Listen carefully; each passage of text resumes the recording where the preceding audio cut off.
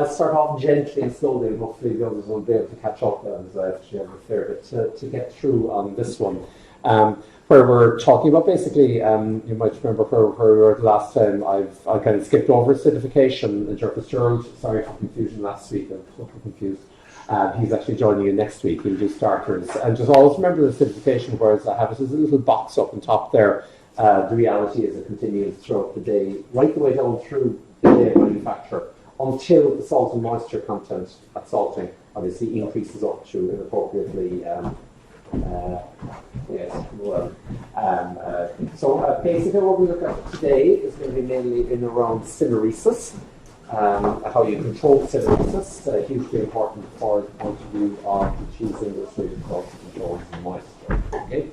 So I'm on section 12 there, guys, if you want to look at the slides on that particular one. So look at dehydration. As I said, Syneresis is it's a key operation in all cheeses to a lesser or greater extent for controlling the moisture content. Okay. So what do you do? Well, if you leave a rennet gel standing and do nothing, then to be honest with you, it's reasonably stable. But if you cut the gel, if you stir the gel, if you heat it up, if you allow the pH to come down, all those things will encourage Syneresis. And that word, remember, the best way to think of it is think of it like a sponge. The gel is really kind of a sponge. A lot of water trapped inside. It shrinks down on itself, squeezing out the water that's trapped inside. And I'm not big into ancient Greek, but it's also the Greek word meaning kind of gathering together. It's probably the best kind of one idea. So the importance of Syneresis, as I have on the slide there, is basically it allows you to control the moisture content of the cheese. And if there's one thing you really need to get right in cheese, it's moisture. There's another thing you really need to get right, it's pH and maybe salt. You get those things, you hit those three targets, there's a very good chance you're going to be pretty good in terms of the quality of the cheese. So obviously the extent of Syneresis depends on the variety. Some cheeses you want a lot of moisture gone. Other cheeses, like the high moisture cheeses there, you actually want to retain a relatively large amount of water within the gel. So in those cases, the gel isn't really cut. It's kind of scooped into molds, and a nice example of that is Camembert. Camembert manufacturing, I think there's a slide on that coming up at some stage over the next hour or so. Lower moisture cheeses, you cut the curd, you stir it, you heat it up to encourage, all of these things will encourage Syneresis. And obviously the size of the cut is important because the curd piece, the more surface area you have, the more there's easier for whey to be lost from the surface area. So a fine cut will give you more surface area, so you get better whey loss, and therefore lower moisture eventually in the cheese. Okay. So looking at a little bit of the technology, just some pictures there of cutting equipment. Obviously, these would be traditional ones. I have a picture of an ox that coming up in a little while. In Ligay, for these over in the pilot plant there, would use horizontal and vertical knives. So the vertical ones first and then horizontal, A and B up on top there. It's not clear at all from those sketches there, but A and B, the actual, they're kind of like, maybe they're about a bar, maybe about a centimetre wide. Okay, so what should I say? They're very thin, obviously, in this dimension, but if you look at them in going back and forward in that way, they might be about 1 centimetre in diameter. So C might look like very similar, obviously, in that particular shape. That's a cheese hearth. The difference there is instead of having kind of knives or bars going down there, you actually have wires, and you just pull the hearth through the gel to break it up to do it. That would be an old-fashioned way for doing it. D on that diagram there is an implement called a spino. It's used for some hard Italian cheeses. The best way to describe it is almost like a wire basket. And you kind of punch the gel to break it up. I've actually got a picture of one coming up there. That's one I took in Sardinia there a few years back in the university in Sardinia. Again, the idea with that implement, you just kind of punch the gel with that implement to break it up. In the cheddar industry, though, you're obviously going to have the cutting and stirring in the same vat. Okay, the idea there is, and again, these ost vats, we've gone through these with you before. You have a series of bars on a central axle on the frames, and those bars have a triangular cross section. So basically, when the pointy end is going in this direction, it's cutting the gel. You cut it by rotating it in, for example, this direction. You get a cut. Then, when you cut it sufficiently, you change the direction of rotation of the axle, and then the blunt end of the triangle then can be used to stir. So the same frame can be used for cutting and stirring. Obviously, you don't want to keep cutting the curd because eventually you'll just get kind of soup or something. But you need to keep at least the size of the curd particles there. Okay, so. Just from a scientific perspective, Syneresis is a notoriously difficult thing to study very, very precisely. It's a lovely example of what we in the trade would call an empirical test. And what that means basically is that the actual measurements that you get, the number that you get, is very heavily determined by how you do the test. So, for example, a very obvious measure of Syneresis would be the volume of whey, but that depends on how you cut the curd, how quickly you stir it, what temperature it's at. So you need to define all of those parameters. So it's actually not an easy thing to study. The most common indication would be volume of whey expressed from a gel under very defined conditions. But there's other ones as well, like the amount of curd, the moisture content of the curd, various tracer marker methods, and so on. A lot of the studies actually in the literature will try to mimic the cheese making protocol. So they'll add in a starter, for example.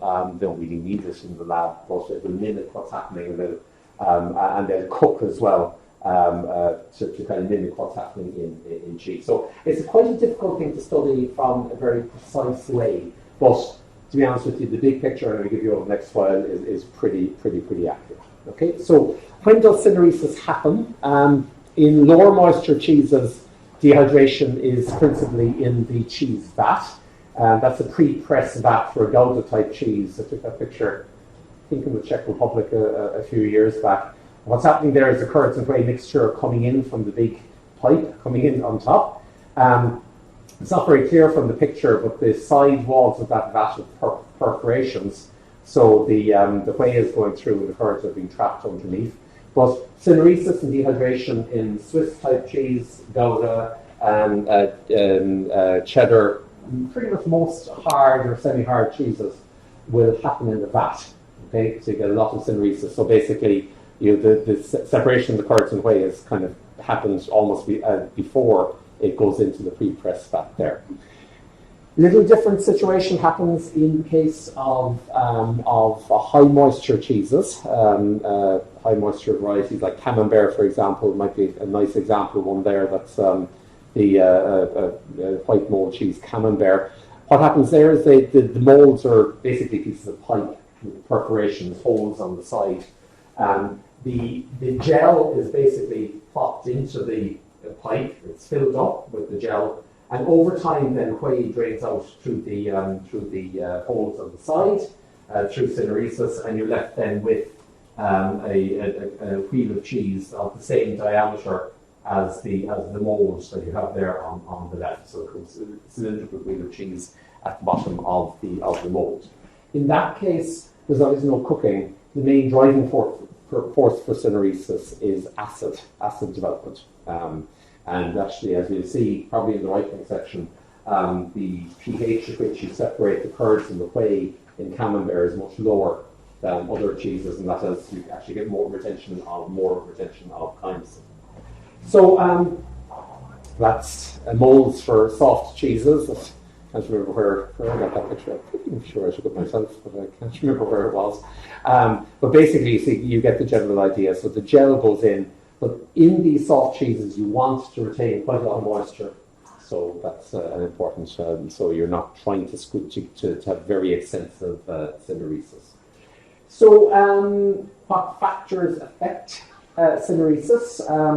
You can kind of, I suppose, divide them into two categories. Factors associated with the milk and then ones that are under the direct control of the cheesemaker. So if we look at the effect of milk composition syneresis, a lot on this slide, but hopefully it's straightforward enough. Square brackets for me always mean concentration. So if you have a high fat concentration, you have poor syneresis.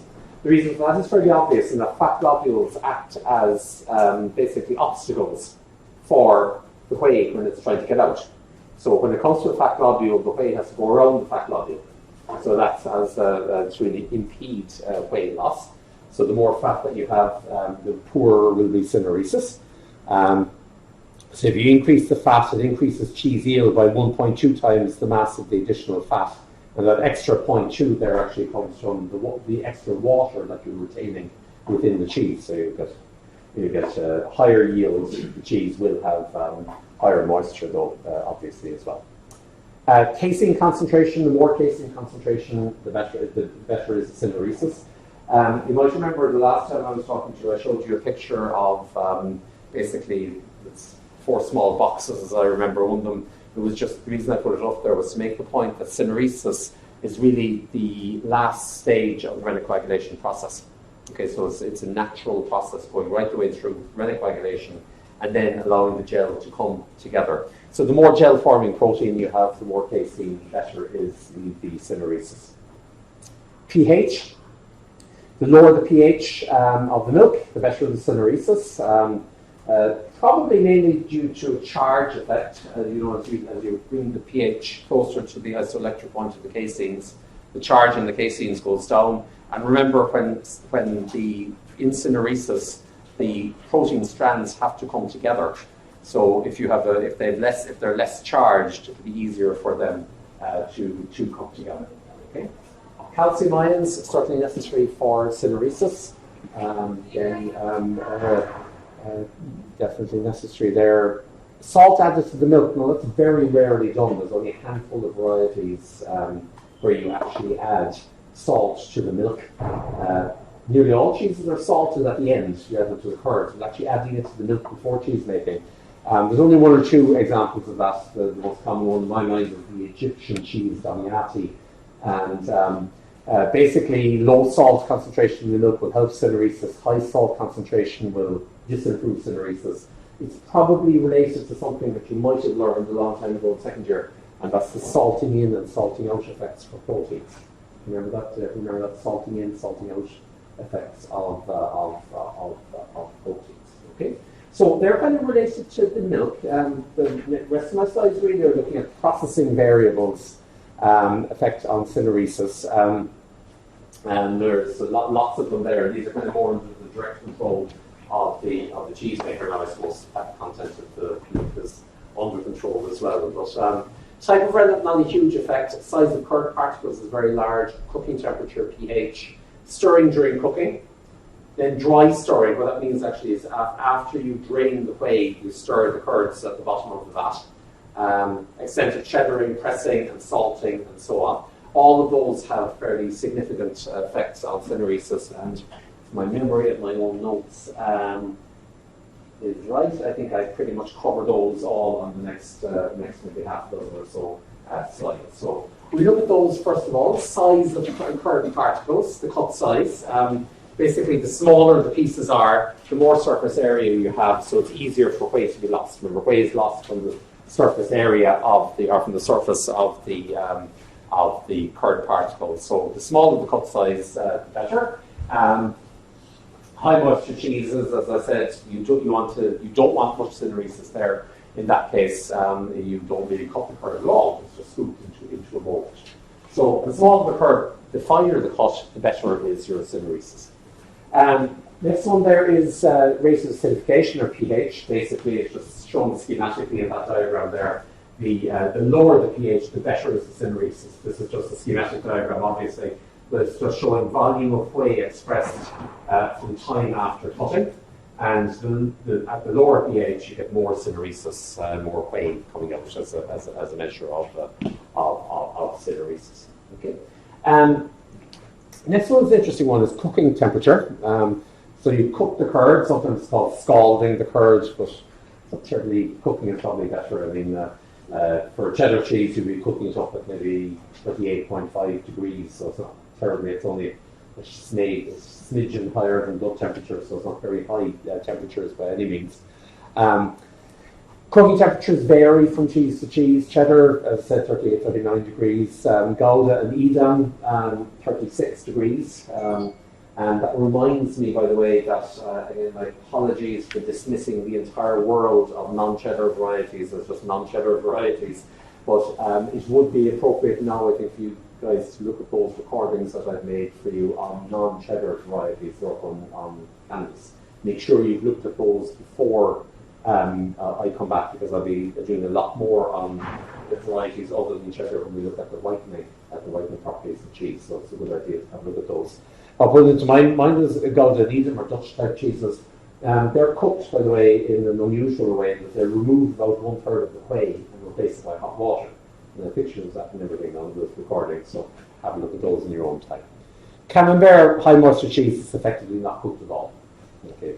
So, on the other hand, some cheeses, Emmental, Swiss type cheese, some of the hard Italian grana cheeses like Parmigiano Reggiano, they're cooked up at quite high temperatures, 54, 55 degrees. And that, they also have, particularly Parmigiano Reggiano, is quite a low moisture, maybe 30% moisture. So, a couple of obvious points there. The cooking temperature needs to match the starter. That's why I'm a little precise about the cooking temperature for cheddar cheese. To be honest with you, cheese making protocols are quite variable, so I'm often kind of about. But for cheddar cheese, I'm going to be a little bit more precise. I'd recommend cooking cheddar cheese not above about 38.5 degrees. And the reason for that is that a lot of mesophilic starter strains are killed at about 40 degrees. So even 1 or 2 degrees higher than that, you begin to kill off the starter. And that's obviously not particularly good for cheese making. Okay? Now, acid production by mesophilic starters like Lactococcus are slowed above 35 degrees, and they'll begin to be killed off above 40 degrees. Conversely, cheeses with a high cooking temperature generally use thermophilic starters. Ger will do all this with you starting next week. Thermophilic starters, you have a combination of Streptococcus thermophilus and Lactobacillus.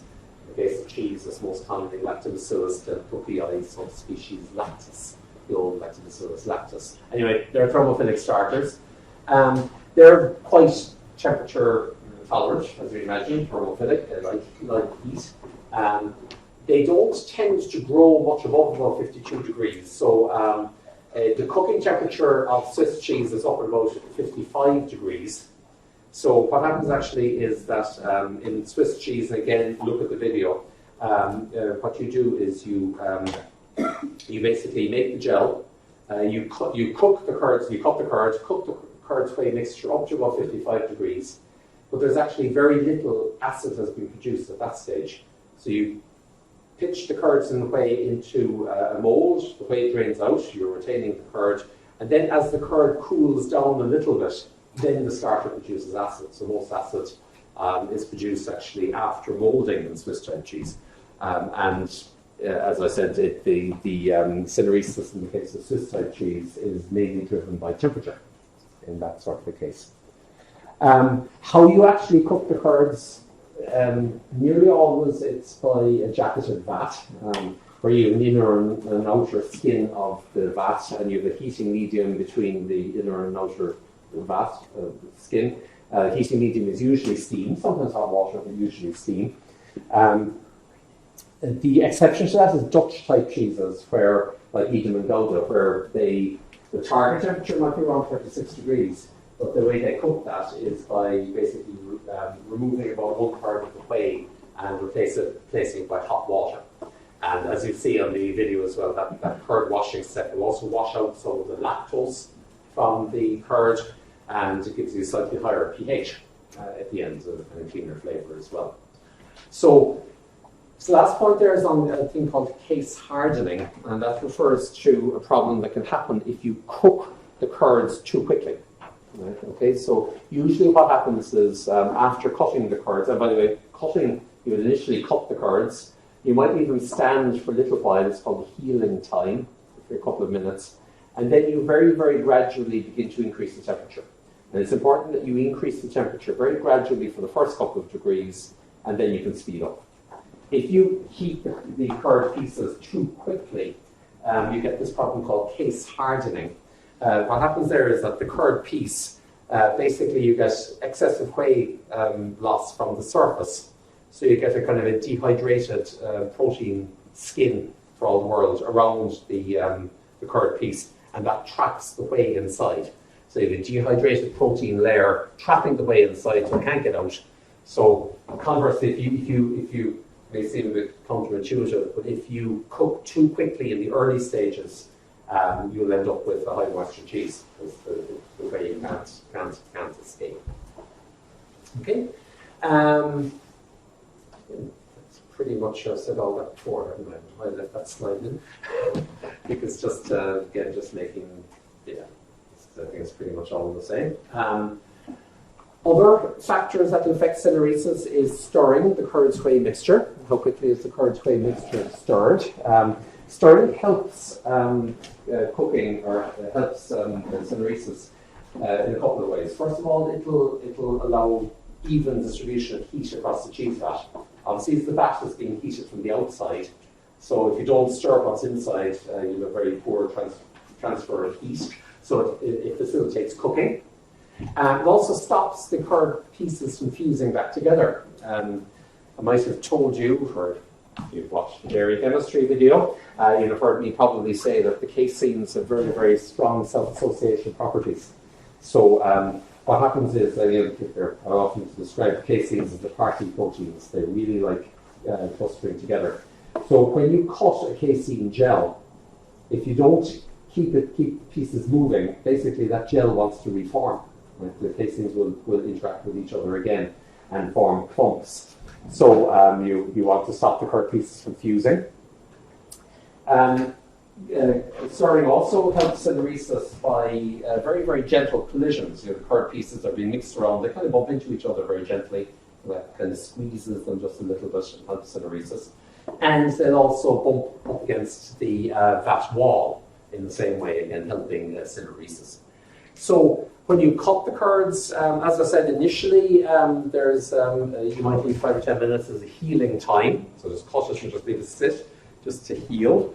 And then you will gently start stirring, again stirring gently, and that's to avoid a problem called curd shattering, where basically the curd pieces, small little tiny pieces of curd break off. They're called curd fines, and they'll be lost in the whey. Remember, you're separating the curds in the whey usually using some form of perforated screen. So if you curd fines, they go into the whey. The big factories would have various forms of clarifiers to recover those curd fines and add them back in. But there's always a risk of getting a reduction in cheese yield. And many times I have told you that if I could improve cheddar cheese yields by a fraction of 1%, I'd be on my yacht in the Caribbean right now. So it's the one thing that really excites, particularly the cheddar industry, is anything that will improve cheese yield. Okay, so it depends on the variety. Cheddar is a little bit unusual, as you might have guessed at this stage, in that it is, a lot of the main steps in cheddar manufacture are determined by pH values. A lot of other varieties, pH, you might follow it, but it's less critical. But the critical points in the case of cheddar are determined by pH. So in the case of cheddar, you'd stir and cook to maybe about pH 6.1, 6.2, something like that, and then drain the whey. Other varieties like Emmental, you will just cook it to a defined temperature and then drain the whey. Okay, and so it just depends. Then just to mention there, dry stirring.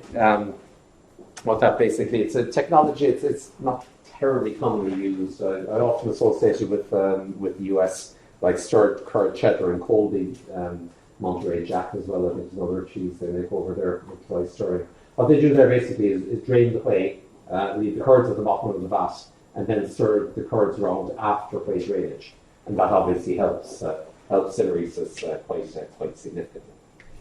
So a couple of other last processing variables that affect syneresis, salting. Salting is a huge effect in syneresis. If you add about 1 kilogram of salt into the cheese, you get about 2 kilograms of water out. I'll do that with you hopefully today. If not, I'll do it on the recording. But you should never vary the salt content to control moisture. And the reason for that, I hope, will be fairly clear for you when I give you a big long list of the effects that salt has on cheese quality. Okay, so you really don't want to vary salt just to get the moisture right, because you'll not have other problems.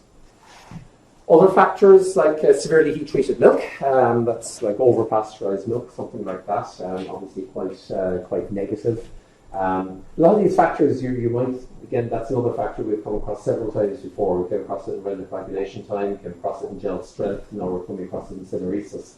It's just underlying the fact that, again, syneresis is effectively the last stage in the renal coagulation process in many ways. So severely heat-treated milk will give you poor renal coagulation times, it will give you a weak gel, and will give you poor syneresis. Okay. Again, remember, syneresis is the caseins coming together. If those caseins are become effectively coated with denatured beta-lactic globulin, then you're into problems. Homogenization will reduce syneresis. Again, homogenization is almost never used for cheese milk. But I gave you a couple of examples where it might occasionally be used. One of them is in low-fat cheese. And in low-fat cheese, actually, you're trying to avoid syneresis. You want to keep more moisture in the curd to give you a softer cheese. So that's one use of homogenization. Then various enzymes. Most proteolytic enzymes will give you poor syneresis, like enzymes from cytotrophic bacteria, like Pseudomonas fluorescens in particular, or indeed the indigenous milk enzyme plasmin. Indigenous milk enzyme, you need to look at that dairy chemistry. How many of you looked at it? Many of you have. Okay, please, those of you who didn't put up your finger there too much. Plasmin is the indigenous proteinase in milk. And what's happening there basically is the gel network. It's obviously a protein network. If you have enzymes that are cutting that, it weakens the gel network and won't be able to come together as efficiently. Hence, you have poor syneresis. Okay. Rennet helps syneresis a little bit, but you get other problems like such as bitterness in the cheese if you have too much coagulant present. So, mechanism of syneresis. I suppose basically the real message there is it's a continuation of the gel assembly process. Right? So as you said, it's almost the next stage in renal coagulation, a continuation of the gel assembly process.